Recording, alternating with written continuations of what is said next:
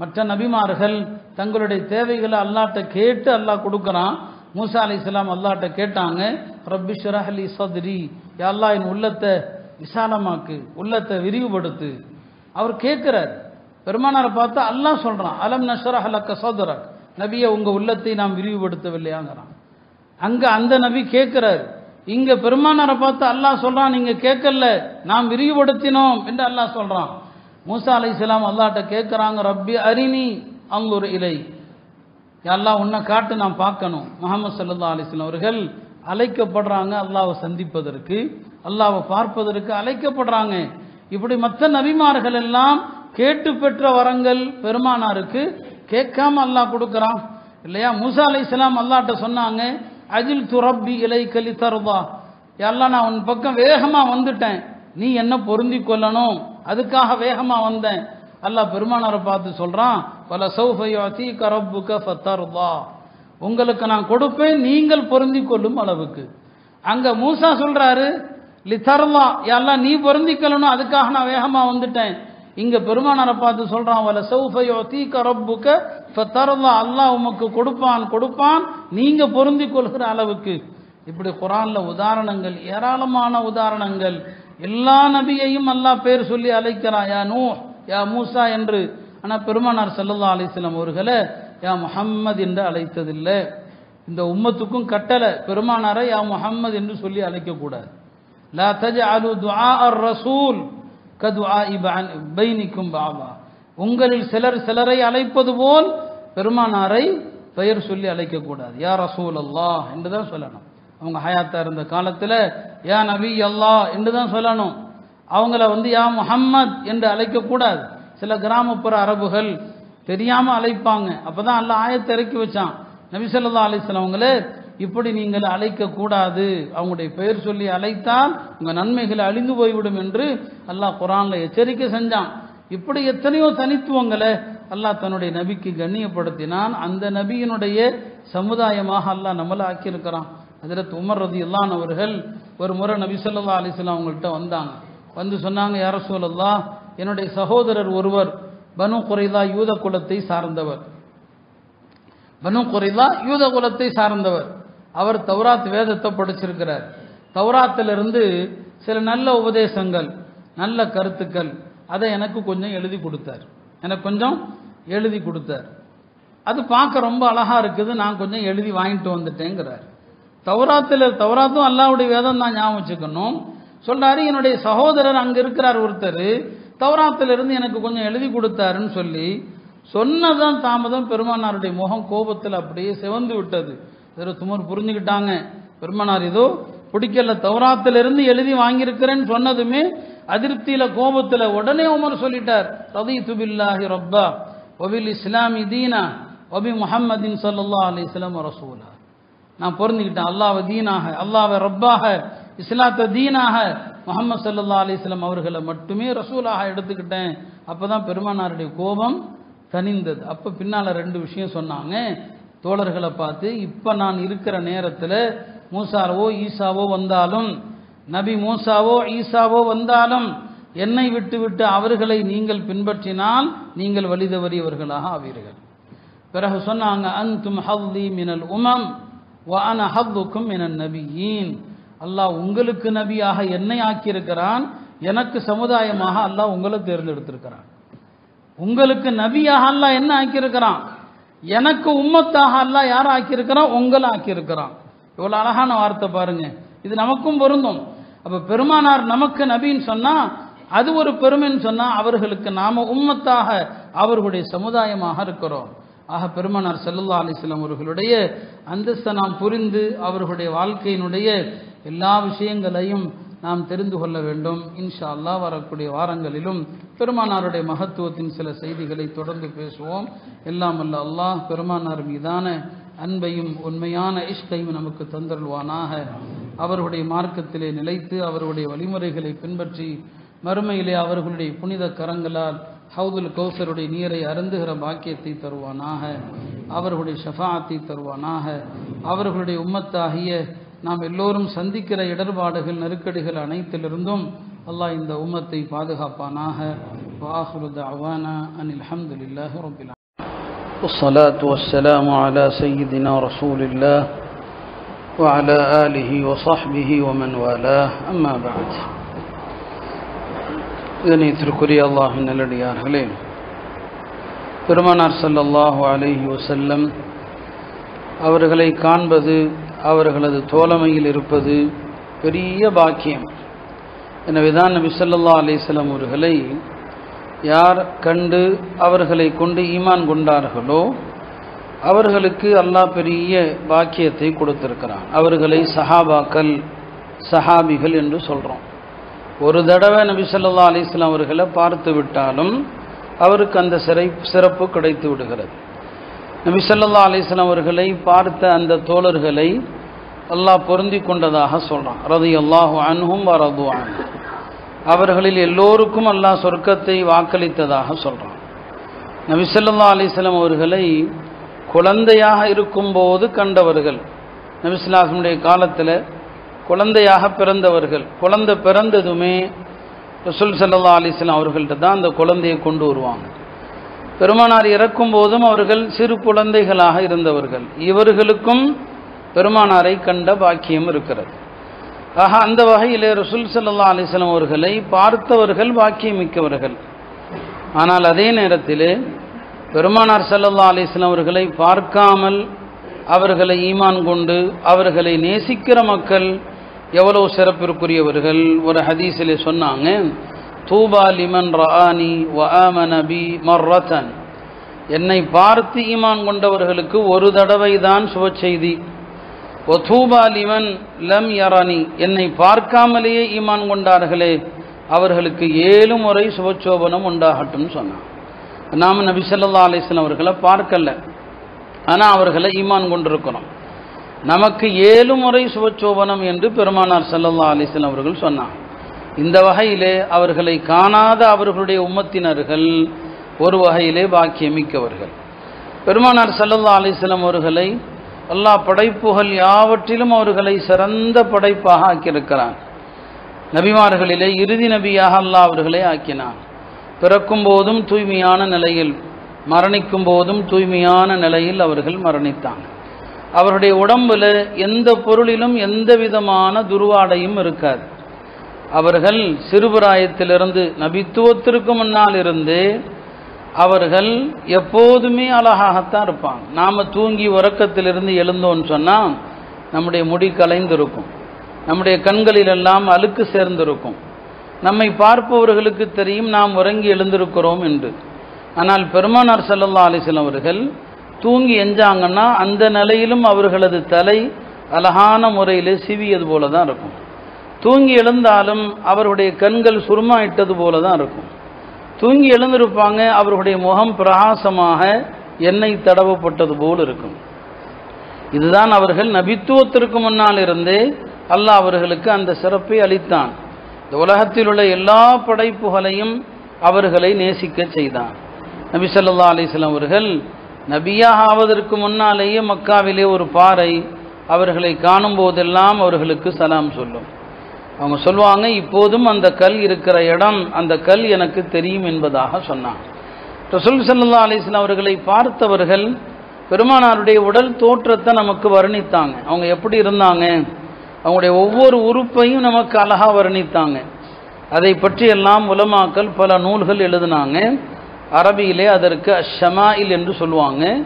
நபி ஸல்லல்லாஹு அலைஹி வஸல்லம் அவர்களுடைய உடலை வர்ணிக்கக்கூடிய ஹதீஸுகள், கிதாபுகளுக்கு பேர் தான் ஷமாயில். அந்த ஷமாயில் நூல்களை நோயாளிகளுக்கு வாசித்து ஊதுனா ஷிஃபாவாயிடும். கஷ்ட காலங்களில் அதை வாசித்து துவா செஞ்சால் துவா கபூல் ஆகிடும். ஏன்னா நபி ஸல்லல்லாஹு அலைஹி வஸல்லம் அவர்களோடு சம்பந்தப்பட்ட எல்லாமே பரக்கத்தானவை, அருள் நிறைந்தவை. மதீனாவிலே புதா என்று ஒரு கிணறு இருந்தது. அந்த கிணற்றில் நபி ஸல்லல்லாஹு அலைஹி வஸல்லம் அவங்க தம்முடைய எச்சியை உமிழ்ந்திருக்கிறான். ஒரு முறை ஒரு பக்கெட்டில் தண்ணி எடுத்து அந்த தண்ணியால் உது செய்து மிச்ச தண்ணீரை அந்த கிணத்துல கொட்டினாங்க. மதீனால யார் நோய்வாய்ப்பட்டாலும் அந்த தண்ணீரை எடுத்து மக்கள் அவருக்கு கொடுப்பாங்க. ஏன்னா பெருமானாருடைய உமிழ் நீர் விழுந்த தண்ணீர் என்பதனால. அன்னை ஆயிஷா ரலியல்லாஹு அன்ஹா அவர்கள் பெருமானார் அணிந்திருந்த ஒரு ஜுப்பா ஒன்றை வச்சுருந்தாங்க.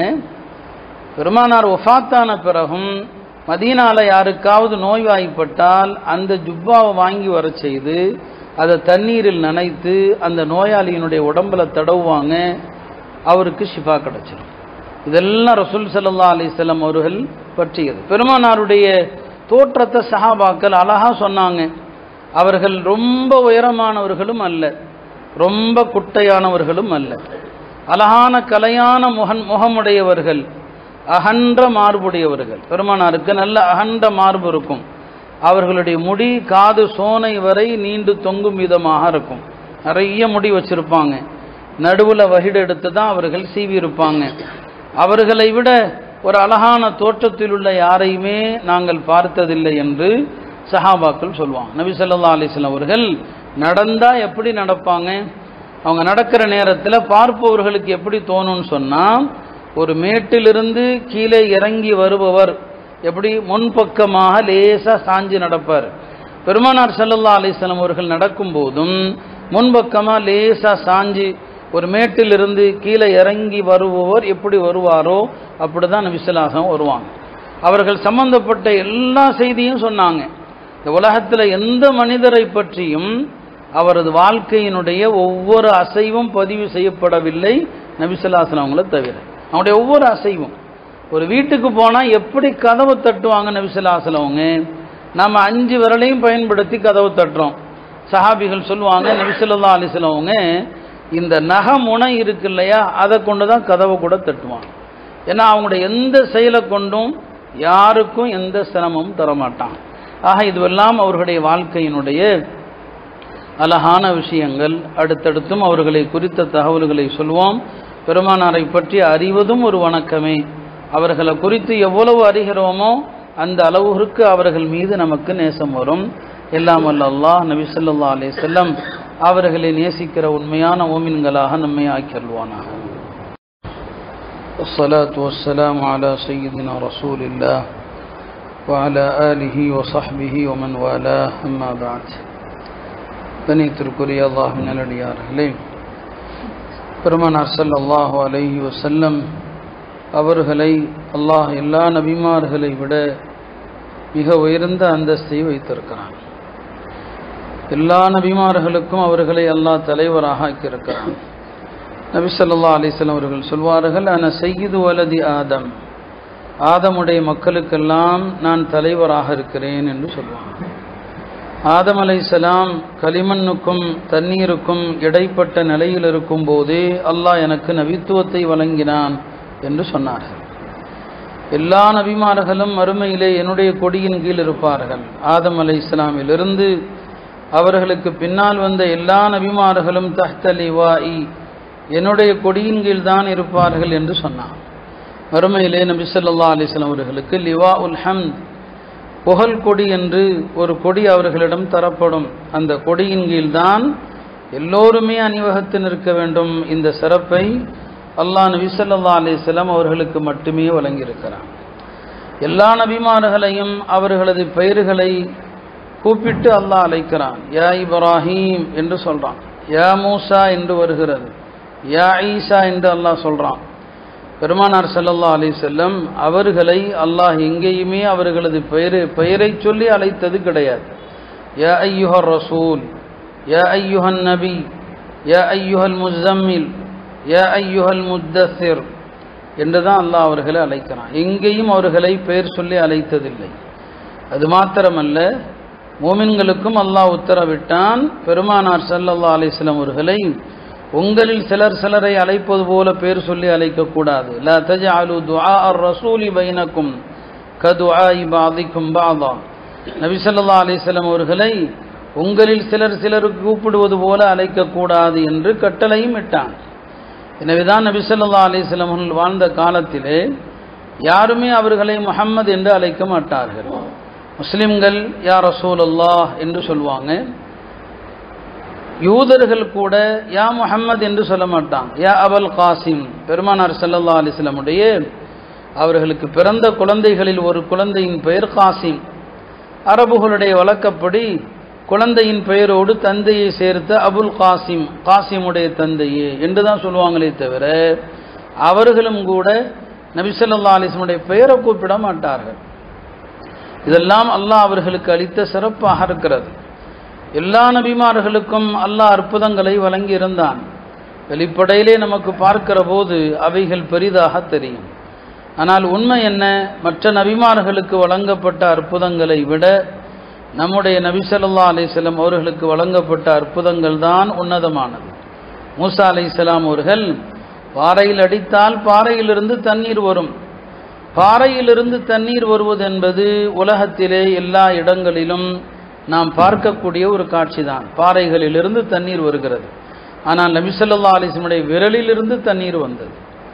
பயணங்களிலே பல நேரங்களில் தண்ணீர் இல்லாமையை பெருமானார் ஸல்லல்லாஹு அலைஹி வஸல்லம் அவர்களிடத்திலே தோழர்கள் சொன்னபோது இருக்கிற பாத்திரத்தை கொண்டு வர சொல்வார்கள். அதிலே தம்முடைய பொன்னான கரங்களை வைத்ததும் அவர்களது விரல்களிலிருந்து தண்ணீர் பீரிட்டு கொண்டு வந்தது. அந்த பயணத்தில் இருந்த அத்துணை பேரும், சில பயணங்களில் 80 பேர் இருந்தாங்க, எல்லோருமே தண்ணீர் குடித்தார்கள், தேவைக்கு தண்ணீரை எடுத்தாங்க. சில பயணங்களில் 400 பேர் இருந்தாங்க. எனவே பாறையிலிருந்து தண்ணீர் வருகிற அற்புதத்தை விட ஒரு மனிதருடைய கையிலிருந்து தண்ணீர் வருவது தான் மாபெரும் அற்புதம். இது பெருமானார் ஸல்லல்லாஹு அலைஹி வஸல்லம் அவர்களுக்கு ஒரு முறை அல்ல, பல முறை நடந்தது. ஈசா அலைஹிஸ்ஸலாம் பார்வை இல்லாத பிறவி குருடருடைய கண்களை தடவினால் பார்வை வரும் என்பது குர்ஆனிலும் இருக்கிறது. இது ஒரு பேரற்புதம் என்பதில் சந்தேகமில்லை. ஆனால் நபி ஸல்லல்லாஹு அலைஹி வஸல்லம் அவர்களுக்கு அல்லாஹ் வழங்கிய அற்புதம் என்ன?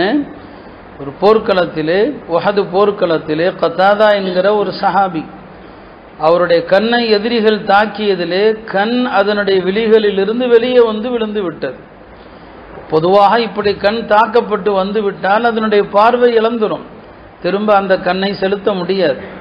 பெருமானார் ஸல்லல்லாஹு அலைஹி வஸல்லம் அவர்கள் அவரை அழைத்து அந்த பார்வை, அந்த கண்ணை தடவி கொடுத்தார்கள். அந்த கண்ணும் உரிய இடத்திற்கும் சென்று விட்டது, கண் பார்வையும் திரும்பி விட்டது.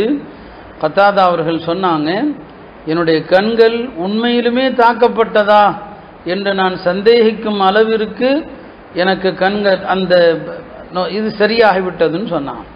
அதற்கு பிறகு என்னுடைய கண்களில் எந்த பாதிப்பும் ஏற்பட்டதில்லை என்று சொன்னான்.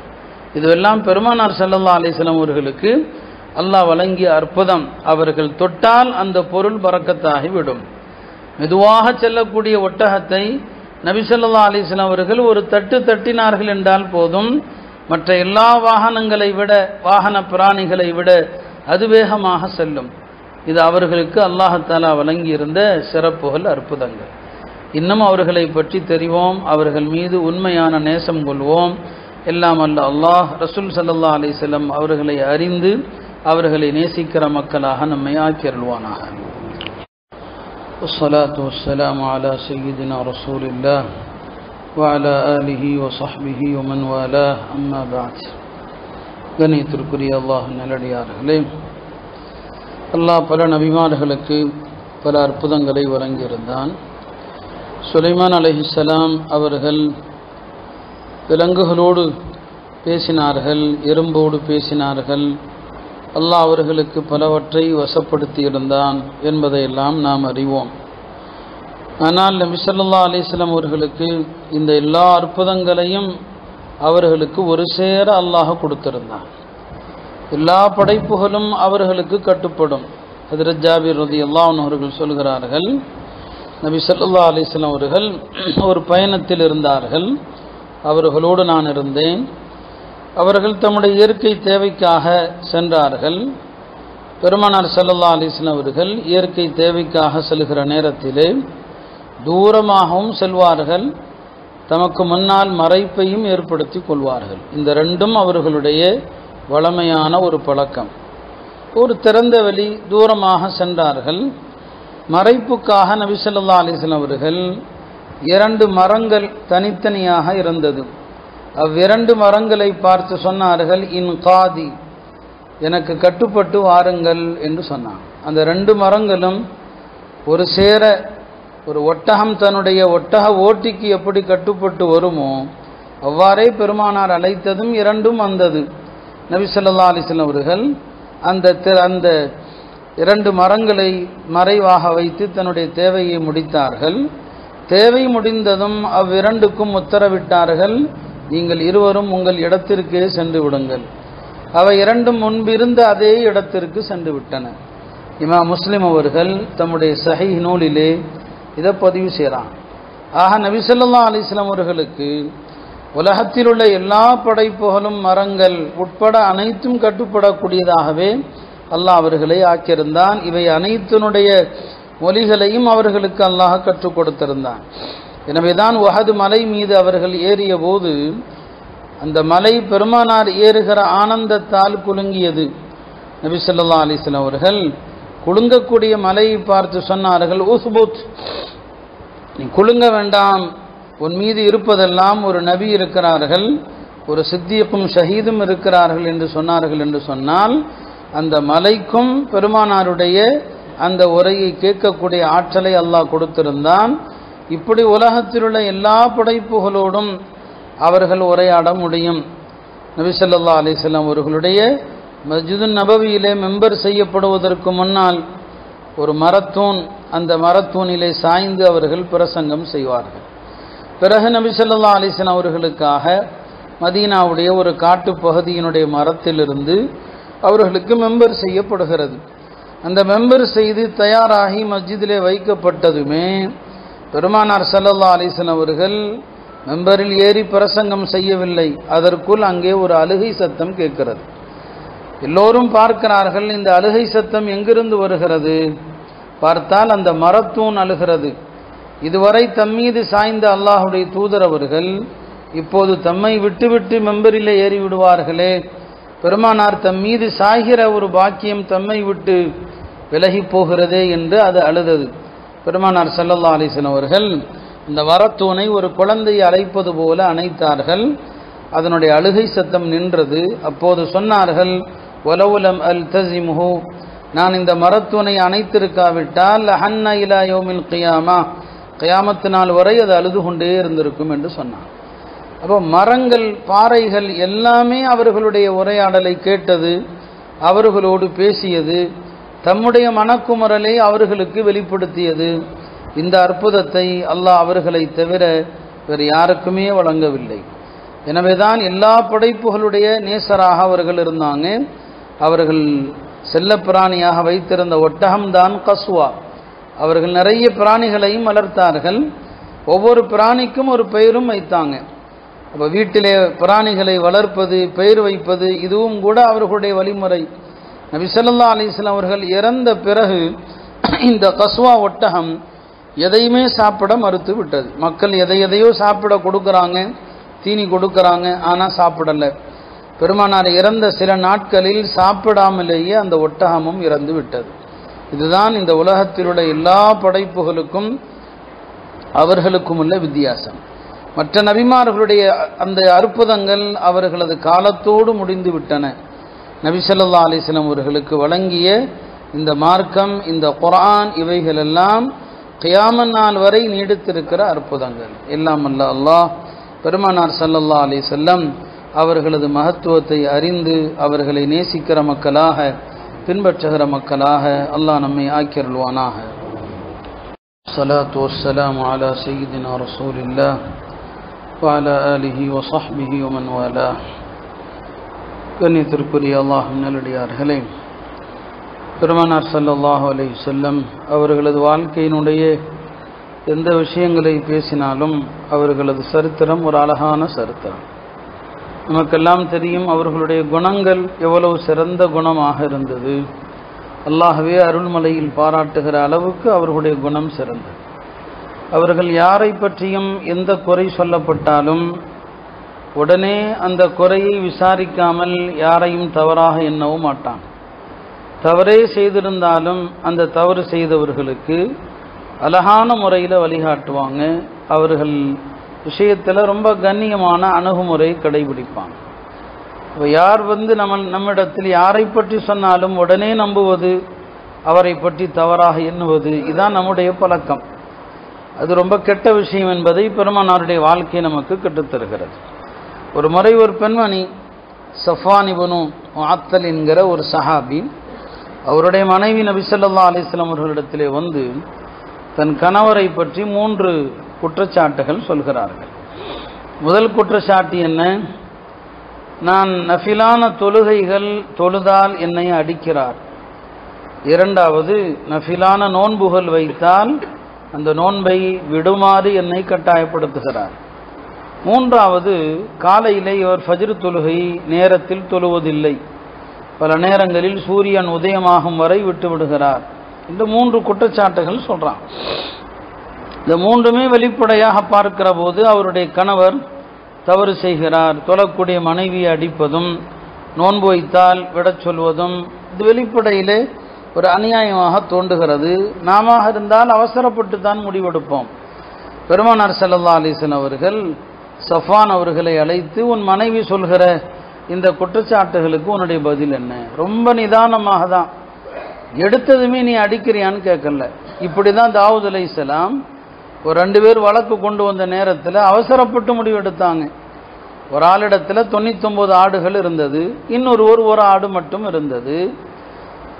அந்த ஒரு ஆடு வைத்திருப்பவர் தாவூத் அலைஹிஸ்ஸலாம் இடத்திலே வந்து, என்னிடம் இருப்பதோ 1, அவரிடம் இருப்பதோ 99, இந்த இருக்கிற ஒரு ஆட்டையும் கேட்கிறார் அப்படின்னு சொன்னார். தாவூத் அலைஹிஸ்ஸலாம் உண்மை என்ன, 99 ஆடு வச்சிருக்கிறவன் இந்த ஒரு ஆட்டை எதுக்காக கேட்குறான் அப்படின்னு விசாரிச்சிருக்கணும். விசாரிக்காம உடனே என்ன பண்ணிட்டாங்க, அந்த 99 ஆடு வச்சிருக்கிறவன் உனக்கு அநியாயம் செய்து விட்டான். ஆனால் உண்மை என்னன்னா, இந்த ஒரு ஆடு வச்சிருக்கிறாரே அவர் தான் அநியாயம் பண்ணியிருக்கிறார். அந்த ஒரு ஆடே அவருக்குரியதல்ல, அந்த 100 ஆடு அவர் வச்சிருந்தார், அவர்கிட்ட இருந்து இவன் எடுத்துக்கிட்டு வந்துட்டான். அப்போ இங்கே தாவூத் அலைஹிஸ்ஸலாம் வெளிப்படையில் அவசரப்பட்டாங்க. அல்லாஹ் அதை கண்டிச்சான். குர்ஆன் வருது, தாவூத் அலைஹிஸ்ஸலாம் மன்னிப்பு கேட்டு சஜ்தா செய்தார்கள் என்றும் வருது. அப்போ எந்த ஒரு விஷயம் யாரை பற்றி சொல்லப்பட்டாலும் உடனே அவரை நோக்கி குற்றச்சாட்டை வீசிடக்கூடாது. நபி ஸல்லல்லாஹு அலைஹி வஸல்லம் அவங்க ஏன் அடிக்கிறேன்னு கூட கேட்கல, உன் மனைவி சொல்வது என்னப்பா, என்ன சொல்றாங்க?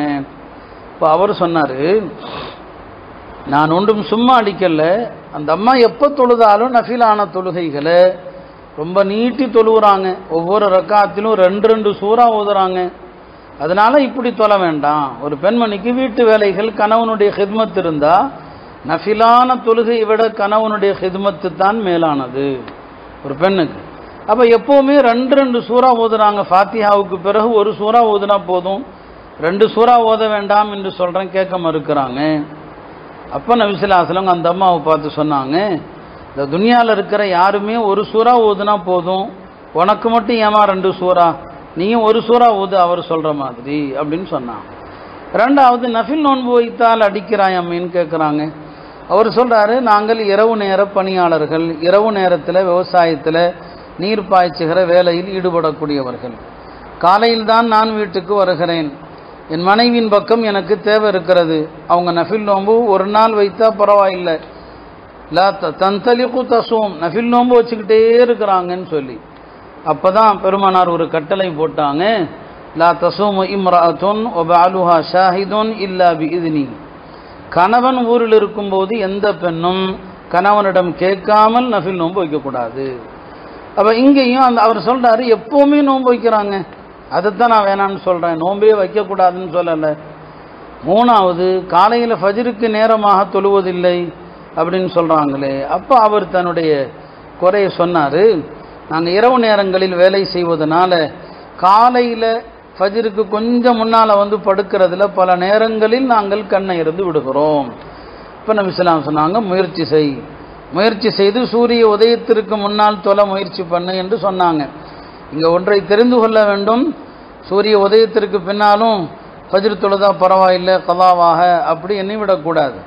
நபி ஸல்லல்லாஹு அலைஹி வஸல்லம் அவர்களுக்கு அல்லாஹ் ஒரு சிறப்பு சலுகையை கொடுத்துருக்கிறான்.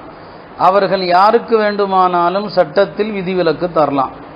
தங்க ஆண்களுக்கு ஹராம், ஒரு சஹாபிக்கு தங்க அணியை அனுமதி கொடுத்தாங்க. பட்டு ஆண்களுக்கு ஹராம், ஒரு சில தோழர்களுக்கு பட்டு அணியை அனுமதி கொடுத்தாங்க. அவர்களுக்கு அனுமதி இருக்கிறது.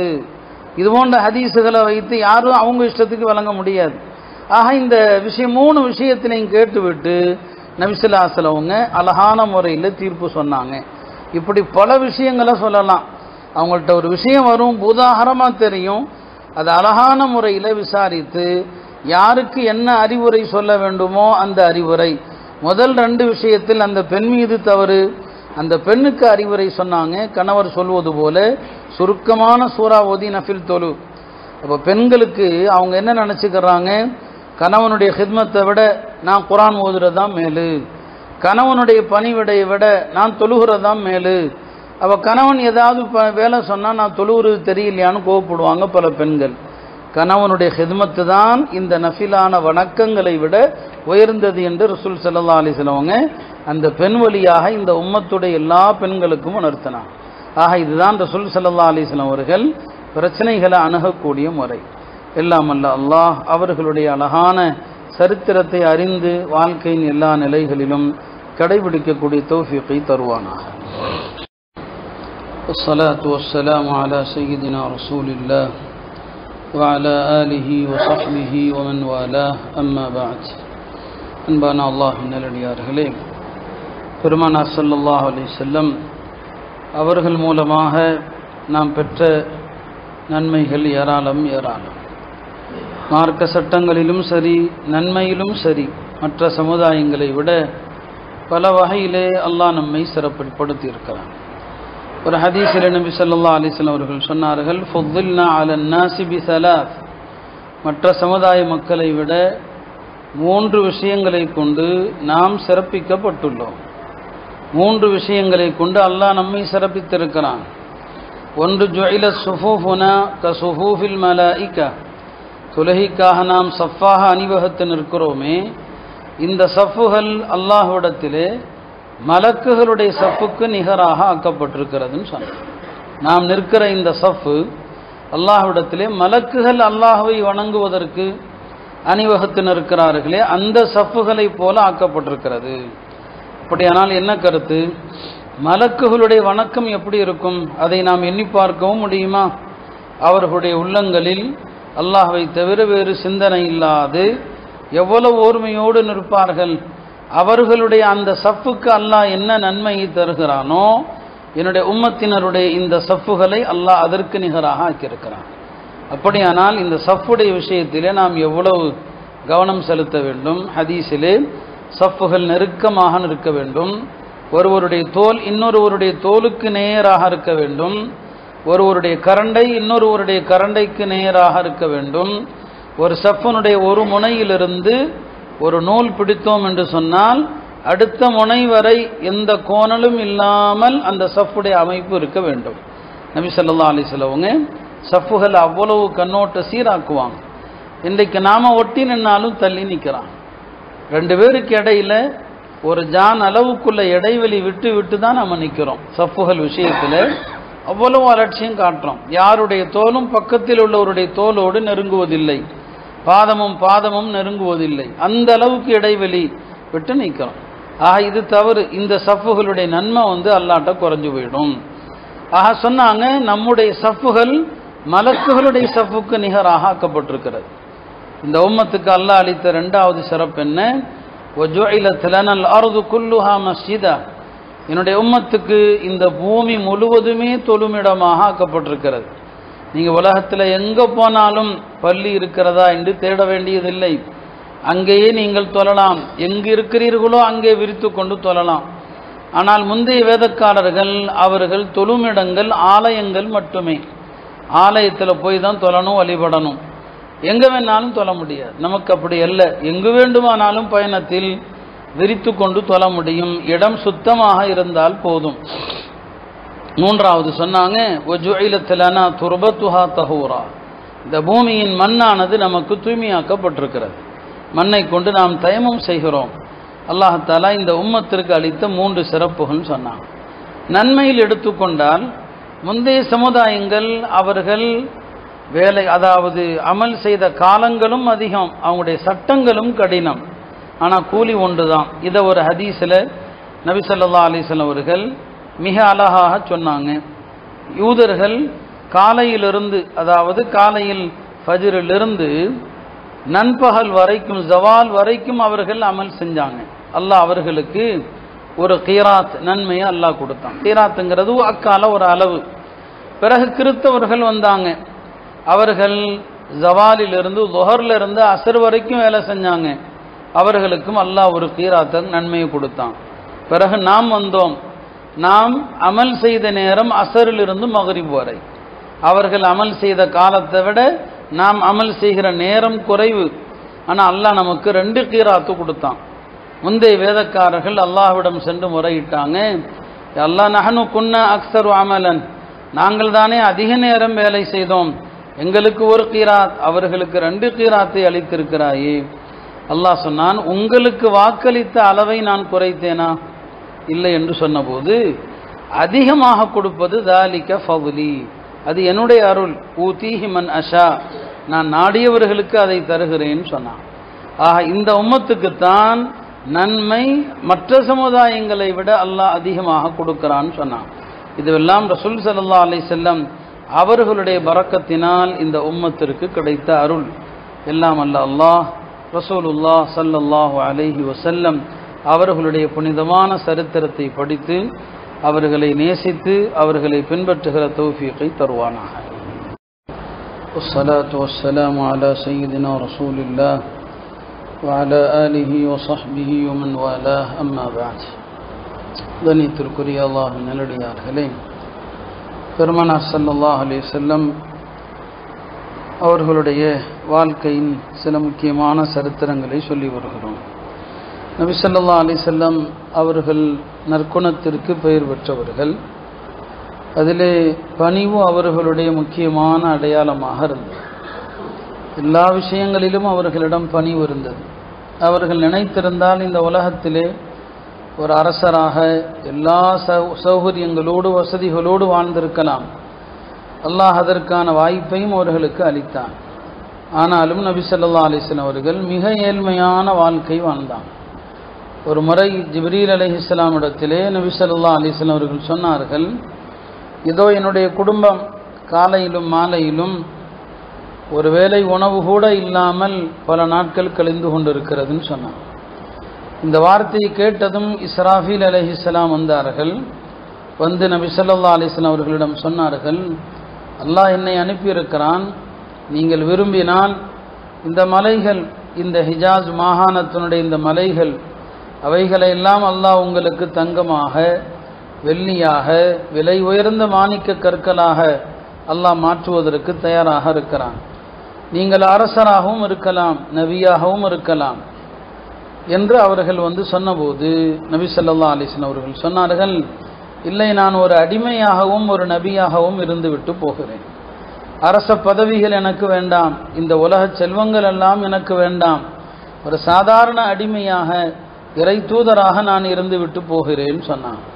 ஒரு முறை சொன்னாங்க, அல்லாஹ் தஆலா இந்த மக்காவுடைய பொடி கற்கள் நிறைந்த இந்த பகுதிகளை எல்லாம் எனக்கு தங்கமாக ஆக்குவதாக சொன்னான். நான் சொன்னேன், அப்படி வேண்டாம், நான் சாதாரண ஏழ்மை நிலையிலேயே இருக்கிறேன். ஒரு நாள் நான் பசித்திருக்க வேண்டும், ஒரு நாள் வயிறார உண்ண வேண்டும்.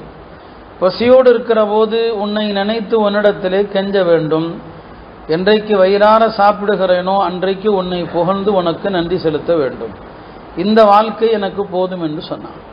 ஆக இதுதான் ரசூல் ஸல்லல்லாஹு அலைஹி வஸல்லம் அவர்களுடைய பணிவு. அவர்கள் வீட்டிலே சாதாரண பாயிலே படுத்து எழுந்தார்கள்.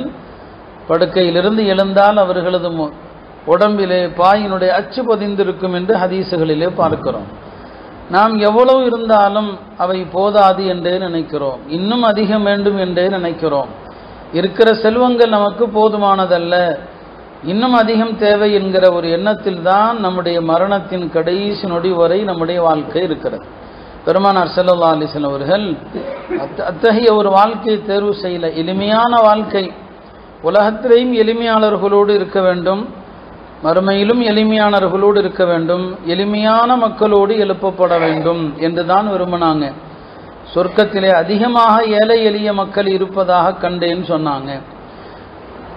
எனவே எளிமையான மக்களோடு இருங்கள், உங்களுடைய உள்ளத்திலே இரக்கம் வரும் என்று பெருமானார் ஸல்லல்லாஹு அலைஹி வஸல்லம் சொன்னாங்க. இதுதான் அவருடைய வாழ்க்கை முழுவதும். அந்த எளிமை தான் அவர்களிடத்தில் எல்லா இடத்திலும் அடக்கத்தை தந்தது. சாப்பிடும்போது அடக்கமாக சாப்பிடுவாங்க. அரபுகள் ஒரு ஆடம்பரத்தோடு ஒரு பகட்டோடு அமர்ந்து சாப்பிடுவார்கள். பெருமானார் ஸல்லல்லாஹு அலைஹி வஸல்லம் அவர்கள் ஒரு மேஜையில் அமர்ந்து சாப்பிட்டது கிடையாது. சாதாரணமாக அமர்ந்து சாப்பிடும் போதும் சம்மணம் போட்டு சாப்பிட மாட்டாங்க. நபி ஸல்லல்லாஹு அலைஹி வஸல்லம் அவர்கள் சம்மணம் போட்டு அல்ல குத்துக்காலிட்டு சாப்பிடுவாங்க.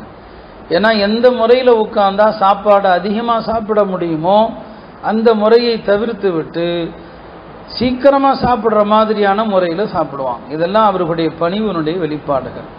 எல்லாம் அல்ல அல்லாஹ் நபி ஸல்லல்லாஹு அலைஹி வஸல்லம் அவர்களுடைய இந்த அடக்கம் பணிவு என்கிற குணத்தை நம்மிடையையும் தந்தருள்வானாக.